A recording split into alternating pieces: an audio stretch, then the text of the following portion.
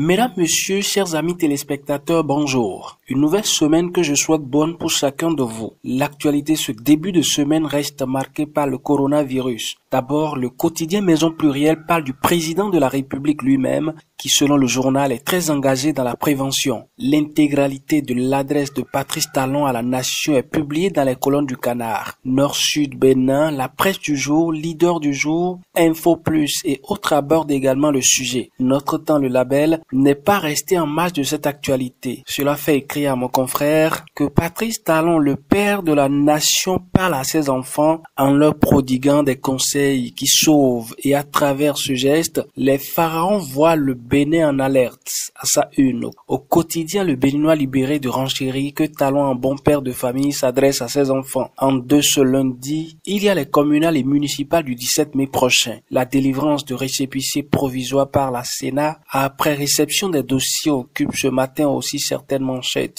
L'événement précis de Gérard Agognon en parle et nous apprend que 8 partis sont en lice et qu'ils seront définitivement fixés sur leur sort demain. À la une du même journal, on peut lire les coulisses de la constitution des dossiers à l'Union progressiste au Foscori.Bénin émergent et Moël Bénin. La presse du jour fait remarquer à sa manchette que 8 partis politiques ont le feu vert. Mais pour mon confrère, le récépissé provisoire n'est pas un passeport automatique, reprenant ainsi les propos de Emmanuel Tiando, président de la Sénat. Le Béninois libéré ce matin publie chacun des leaders des 8 partis ayant franchi la première barrière et écrit que 8 partis ont obtenu le précieux sésame. Notre époque fait remarquer que c'est un surplus qui a fait exclure le MPL. Les raisons sont également publiées dans les colonnes de l'événement précis de ce matin. Matin Livre analyse autrement le sujet et parle d'une joie de courte durée pour les 8 partis ayant obtenu leur récépissé provisoire. Pour mon confrère, le KMPL est un test pour les tests. Mais chose étonnante, mon confrère du quotidien Pluriel parle ce matin des tacles entre les partis frères Bloc républicain et Union progressiste sur le terrain, seulement déjà au lendemain du dépôt des dossiers. La lutte sera rude, constate déjà mon confrère. En 3 ce matin, c'est la bonne nouvelle pour les usagers de Cotonou. Le potentiel publie l'information à sa manchette. Le journal de Adrien Atikbator parle d'un pas vers la construction de l'échangeur de Vedoko. Pour le ministre Agbenonsi, l'ouvrage sera réceptionné en 2023. L'événement précis abordant le même sujet parle de la concrétisation d'un grand rêve. L'échangeur de Vedoko, bientôt une réalité, annonce également à sa manchette ce matin le quotidien L'Autre Vision. Pêle-mêle à présent, Paulin Akponan fait aussi la une de quelques journaux. À la manchette du quotidien Les Pharaons, on peut lire Paulin Akponan met les experts comptables à la disposition des PME. Pour la nouvelle génération, il obtient le trophée du meilleur marathonnier expert comptable. Pendant ce temps, le ministre Orunla était à l'université d'Abomey-Calavi où il exposait les ambitions de Talon à la communauté universitaire. Le Clairon renseigne et met en manchette que Orunla apporte la bonne nouvelle aux étudiants. Finissons avec cette actualité à la une de L'Autre Vision par rapport à la lutte contre l'impunité. Le journal annonce pour ce jour 29 cadres devant la criette pour détournement de deniers publics. Fin de cette revue de presse.